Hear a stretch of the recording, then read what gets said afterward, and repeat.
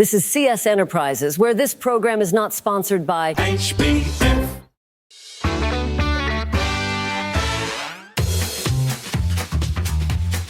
It's Breaking the News with Des Clark.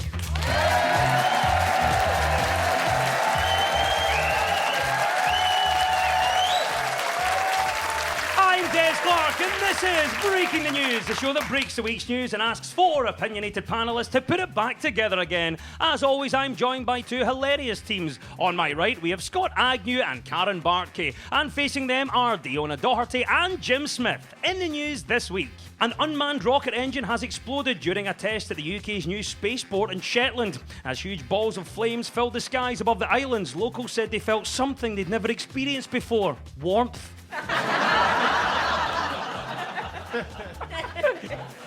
Inverclyde Council have given the go-ahead for a former hair salon in Greenock's town centre to be turned into a Pilates studio. Clients hoping to get into shape are still expected to ask for a little off the top and a lot off the bottom. And a personal trainer who threw a box of cocaine worth £900,000 from a moving car during a high-speed police chase has been jailed for more than 5 years. He was originally sentenced to 4 years, but the trainer couldn't help himself and told the judge, "Come on, you've got one more in you." Right, you've met the panel. Let's crack on with round one.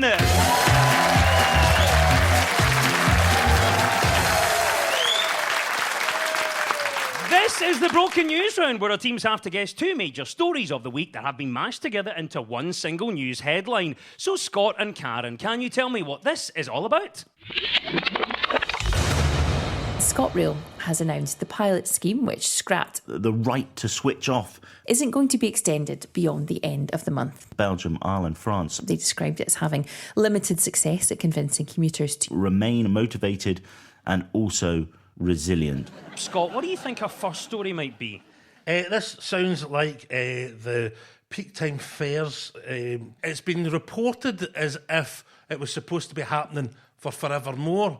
It was called a pilot scheme, which means it ends at some point. Do you know what I mean?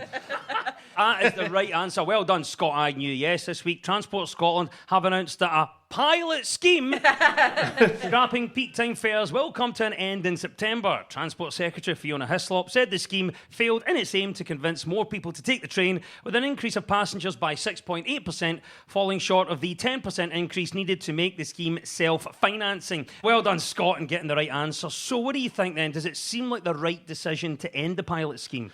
If it didn't work, then surely that's the logical conclusion you come to. That now, as I said, it was advertised. It was always advertised as a pilot scheme, right? And this is the problem we've got with our newspapers these days. They've made it as if we've slapped the breast away for folks' firstborn child's lips, right?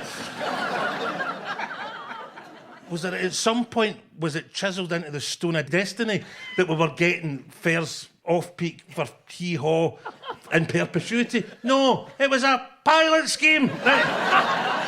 Well, the pilot scheme is being ended. I don't know if you caught that from what Scott was saying. Karen, what do you make of this? The pilot scheme being ended? Is this the right decision? I mean, for me, I suppose ultimately you look at it and you go, luxury items are expensive, aren't they? Yeah. And I think, you know, train travel is a luxurious experience. You know, you get on that train and you smell the waft of 2 weeks of unflushed toilet and you sat in that wee plastic bucket seat getting jabbed by the jaggy bits as if it was some kind of vengeful hedgehog that wanted you to know you had a big bum. And I feel like that's the sort of thing that you should pay extra for. Yeah, that's lovely. It is a luxury. We didn't deserve that. We didn't manage to get enough people to use the trains. Why can't we seem to get the trains right then? Trains are tricky because the concept of trains is prehistoric. Des, do you know when the first train was invented? Don't know, no. 600 BC. That is 600 years before Catholics.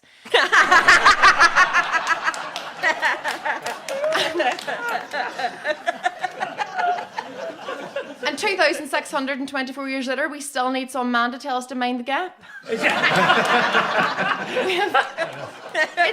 Oh, Jim, what about you? Why can't we get trains right? I don't know. In the Victorian times, we invented railways and gave it to the world.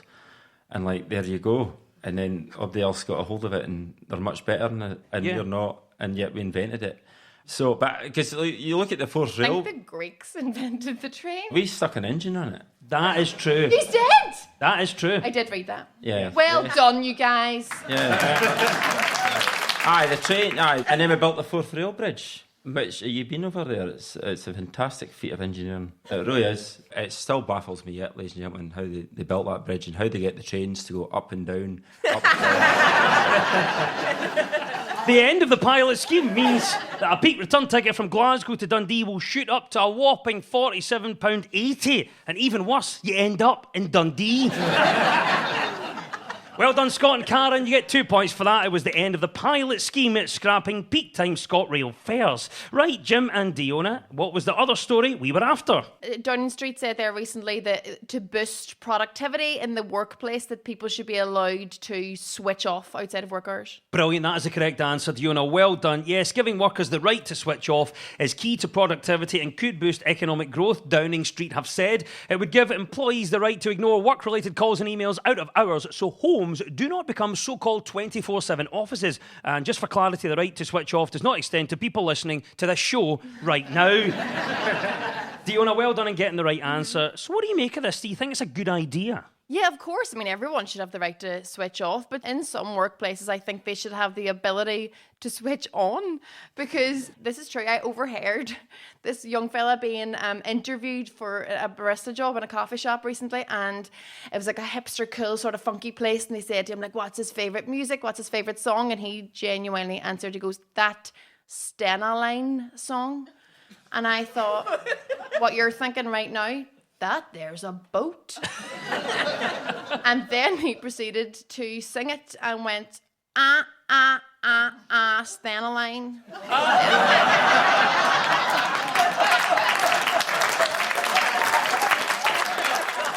And like, I really hope he got that job. It's not looking likely, but I hope he did get that job. And then, of course, when he goes home from his shift, he should be allowed to switch off, because we all know that 20-year-olds, in order to work properly, do need to switch off and then be switched back on again. It's a great point, isn't it? Isn't it? Certain jobs can and can't switch off. What do we think about this then, Jim? Switching off after your work, is it a good idea? I would love to be able to do that. I can't, because I'm a farmer and I'm also do a bit of stand-up. So when I'm not thinking about cows and sheep, I'm thinking about jokes. I just can't relax. You know, 2 wee kids now as well, 4 and 2. Weird names, I know, but He never switches off. Never switches. In fact, it's nice when the sheep get out now and again. I get an excuse to get out the house. So. But I had that, see that, you could go like that, because like that, I'm a stand-up as well, you don't expect to get an emergency phone call. I remember Saturday night, I had nothing on, and the phone, this is not how you expected it. Is this the comedian? And I'm like, aye, it's an emergency. It's an urgent emergency. And I'm going, what the hell is it an urgent emergency? It's Whitehill Bowling Club here. We've been let down. So-and-so's no turned up, and we've got a night on. Could you get here in the next hour? I'm like, aye, don't bother, I'll get myself there. I hear, and just because it's an emergency, make sure you've got a tie on. We've still got standards. I'm like, I'm digging you out a hole here, right? And now you're dictating what I have to wear. My husband and I, we work together a lot. He's a comedian as well. We write plays and stuff together. So we sometimes struggle between that work-life balance, even as in our working relationship. And, you know, we finish writing and we close the laptop. My husband looks at me and says, can we be husband and wife again for a while? And I'm like, okay, no problem. And then I'll go back to, like, you know, making the dinner, and he'll go back to being wrong. Why, it works, doesn't it? Why it works. Nice relationship. Karen, what about this phrase, the work-life balance? Do you think that's something we need to improve? I think I have the perfect work-life balance. I'm stressed when I'm at work. I'm stressed when I'm not at work. That's not completely balanced. It's like a beautiful seesaw of stress. We're talking about things we could do to motivate people to work smarter. What would be your top motivational tip? Well, I love my job. I love my farming. I do. I know I'm moaning about it, but I don't want my 2 wee daughters to, you know, be tied to the farm. So I take them out in a frosty morning. We load up the neeps and lift tatties by hand and do all the Victorian stuff, you know. Just to show them that Just you to show stick them in that if they just stick in at school, and you might get a tractor. got to have an aim in life. So there we go. We were talking, of course, about the New Deal for working people. That was the right answer. Keir Starmer takes every Friday evening off work, something Liz Truss also wanted to do if she'd ever made it to a Friday. Well done, Jim and Diona. You get 2 points for that. It was the mashup of the end of the Peak Fair pilot scheme in Scotland and UK Labour's proposed New Deal for working people. And at the end of that round, well done. The teams are all square.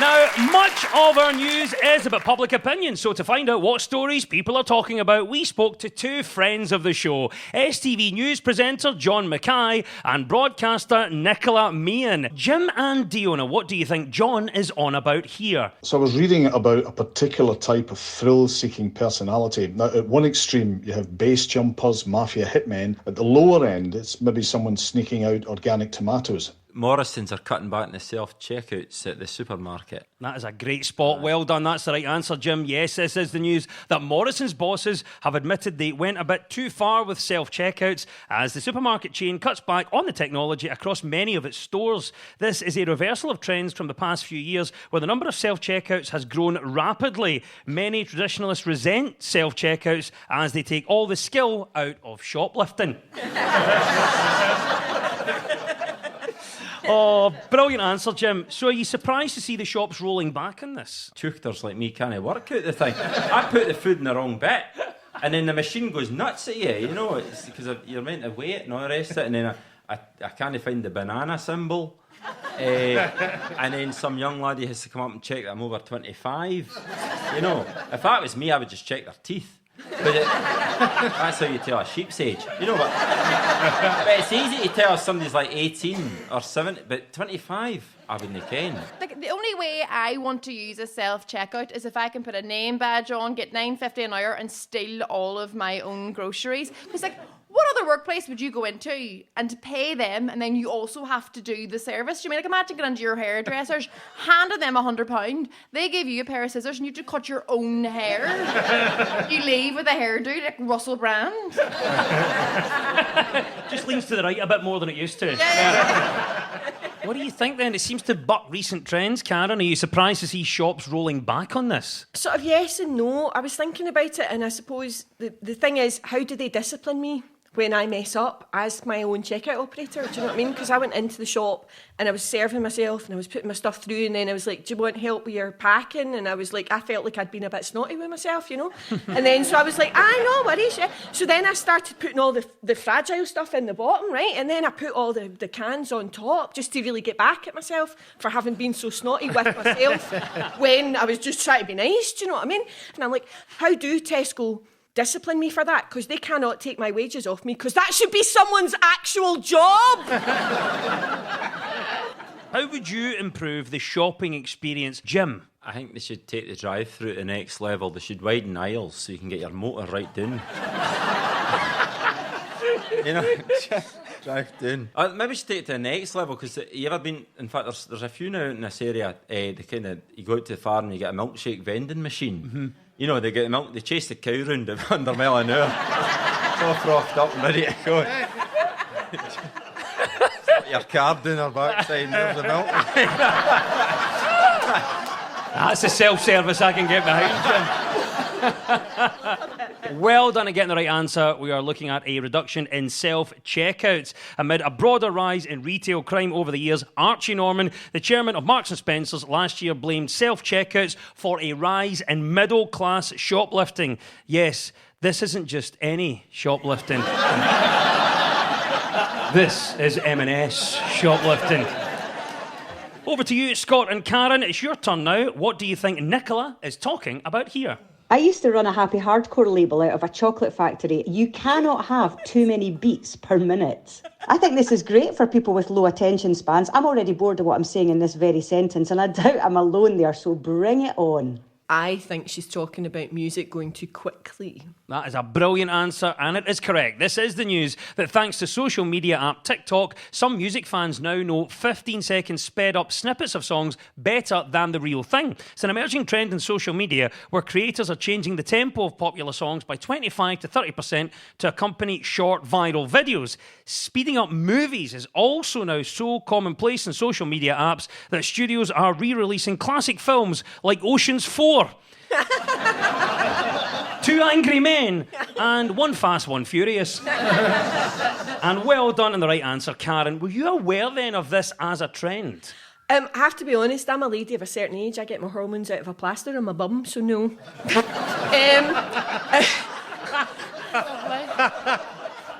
This is news to some of us. What about you, Scott? Were you aware of this trend? I have to be honest, no, I have no idea of that, of which you speak. I thought it was folk turning wee packets of mints into maracas. Jim, what about this story then? First of all, were you aware of this as a trend? No, I'm not on TikTok. I need to get on that. Get on it. Yeah, you'll be a star on that.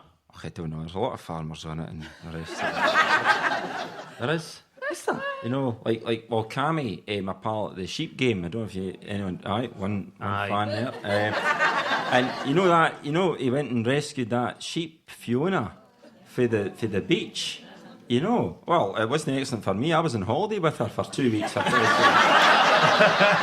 little beach by ourselves, and I went away for ice cream. I came back, the bloody sheep's disappeared.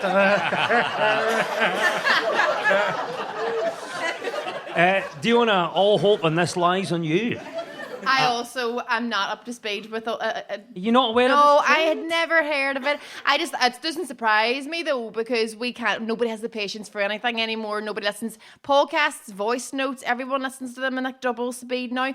But as you're saying about the movies, like that is where I think we need to draw the line. That is where big iconic movies will get ruined if people are watching them at double speed. Like imagine that big scene we all know in like Basic Instinct. If that was a double speed, we'd see nothing. You know? Or if Tom Hanks in Castaway, if that was done on double speed, it would just be like he spent a long bank holiday weekend in Orkney. It's a different film, isn't it? Yeah. Better. Yeah. But listen, we're speeding up the music. It is a big trend now in TikTok. Do you think this is just part of the evolution of music? I'd like to see the Proclaimers do it, you know, and with your chipmunk voice, you know, and then they could play it on the trains when they're cancelled, you know, Linwood no more, Bathgate no more, Lochaber no more.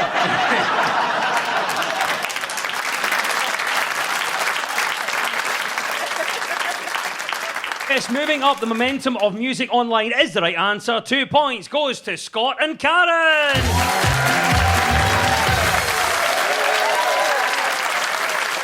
You're listening to Breaking the News from BBC Radio Scotland with me, Des Clark. Now, this round is all about who's in the news. I will play you a clip of a mystery person. All you have to do is tell me who it is. So, Scott and Karen, you're first this time. Who is this? We need to work harder than we ever have. We need to beat back the dangers that Trump and his allies pose. Hillary Clinton, former nominee to be, Trump's last opponent. Well, there you go. The right answer is Hillary Clinton. Well done, Scott. Hillary Clinton has spoken at the Democratic National Convention of her hope that Kamala Harris can finally break the highest, hardest glass ceiling in America by becoming their first female president. The Democratic National Convention was touted as being like a rock concert, featuring headline speakers Barack Obama and Kamala Harris, with Joe Biden appearing in the Monday Legend slot and Bill Clinton playing the saxophone in the pyramid stage.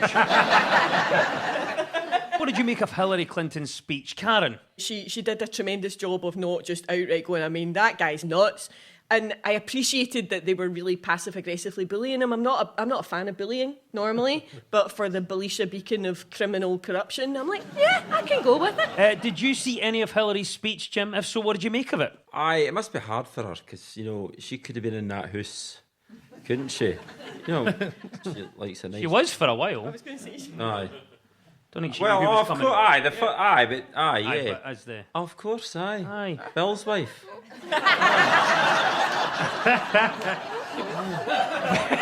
You make Hillary Clinton sounds like somebody who works doing the shop. Scott, did anything else catch your eye at the DNC? Honestly, it was like Studio 54 at its pomp, right? You'd Motown, you'd disco, you'd funk, and all the rest of it. And like you'd John Legend performance, Stevie Wonder, Oprah Winfrey gave it a wee go. And I just wonder if the Scottish Tories are going to be inspired then when they're voting for the replacement for wee Dougie Ross, right? It's just Annie Wells DJing off a red twin cassette Sanyo Music Centre, do you know what I mean? Riffing in the mic with a Fisher-Price PA system, you know. Yo, yo, yo, Cathcart Tory Massive, playing Sheena East and Modern Girl, get your votes in now. The DNC has been happening all week, not just Hillary there. Diona, did anything else catch your eye at the DNC? I learned something really brilliant about public speaking watching that, because there was something across the board that they were doing, and it was basically, if you punctuate like this and be passionate, that the crowd will always absolutely go wild. I was afraid that wasn't going to work here, but thank you very much, guys. How did you do that? Magic. Witchcraft. Yeah, you're right. Good observation. Jim, we've had the DNC going on for the past few days. Aye. Apart from Hillary, anything else catch your eye at the DNC? A bit underwhelming, actually. There wasn't a raffle.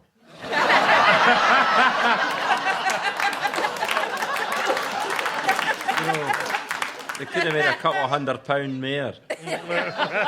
£1 a ticket. Maybe next time. And well done for getting Hillary Clinton, of course, being the right answer. Hillary Clinton has spoken at the Democratic National Convention of her hope that Kamala Harris can finally break the highest, hardest glass ceiling in America by becoming the first female president. Meanwhile, Donald Trump has insisted that his ceiling is much higher, a lot harder, and very much glassier.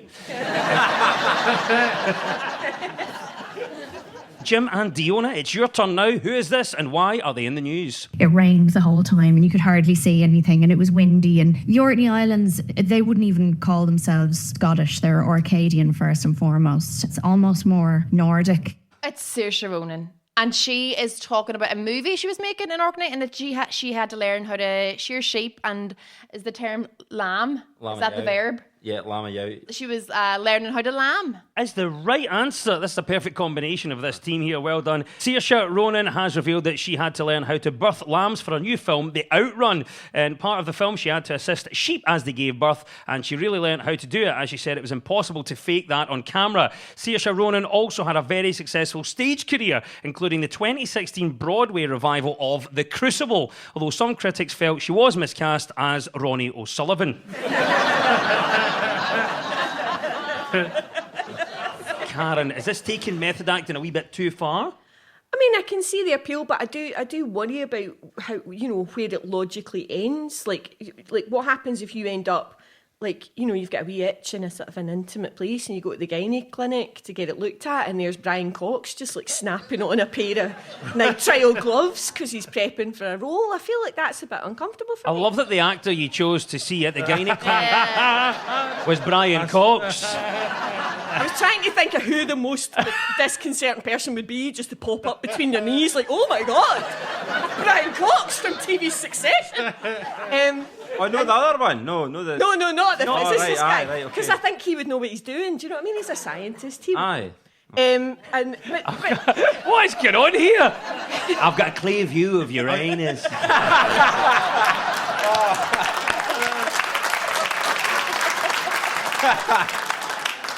I'm a gay man that's never had a look in there, but I didn't realise the solar system was up there.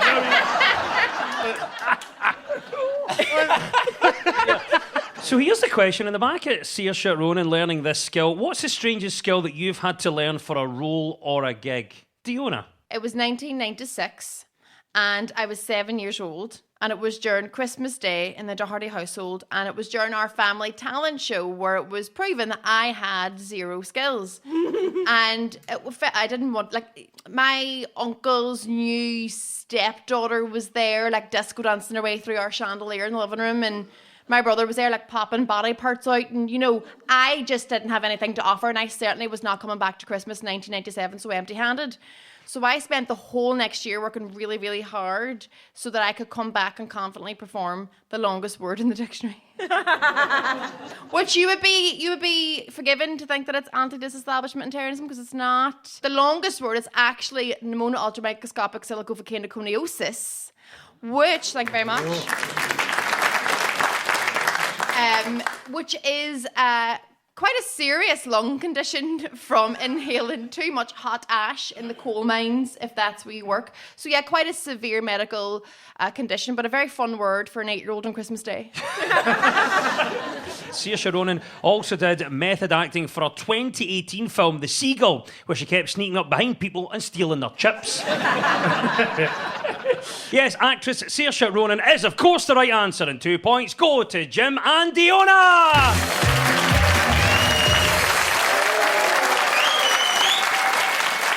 It's time now for our final quickfire round, which is all about deciphering the numbers in the news. I will read out a headline. All the teams have to do is fill in the blanks. So get ready, teams. When we run out of time, you'll hear this. This weird obsession with crowd sizes. That's former President Barack Obama there talking about every comedian at the Fringe. Let's go for it. Fingers on buzzers. And here we go. 4 in 10 pensioners regret what? Scott? The passage of time. Wistful and true. You know, it's not a million miles away, but I can't quite give you that. It's not quite on the answer. 4 in 10 pensioners regret what? It's Karen. Eating that. Nah. Oh, you shouldn't have eaten that. I shouldn't have eaten that. Open a window. I shouldn't have eaten I shouldn't it. have eaten that, no. 4 in 10 pensioners regret what? Jim. Sorry, I forgot.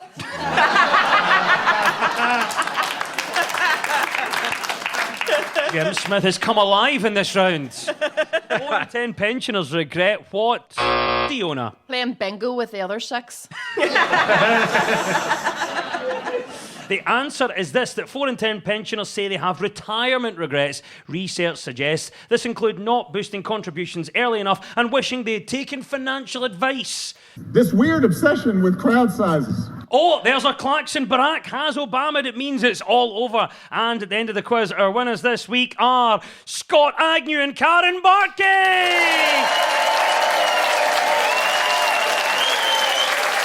And commiserations to Jim Smith and Diona Doherty.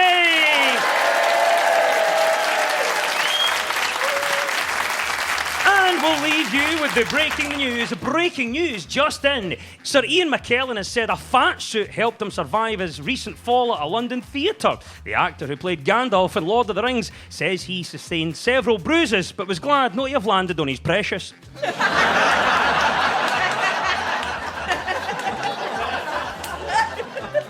The UK's first official consumption room for illegal drugs will open in Glasgow on October the 21st. This comes 6 years after the closure of Glasgow's premier unofficial consumption room, Victoria's Nightclub. And comedian Mark Simmons' gag about a ship in a bottle has been voted the funniest joke at this year's Edinburgh Fringe. It's the biggest laugh about a boat Scotland has had since 5 years ago, when Ferguson Marine said, "Hi, almost ready." The news is broken. I've been Des Clark. Goodbye!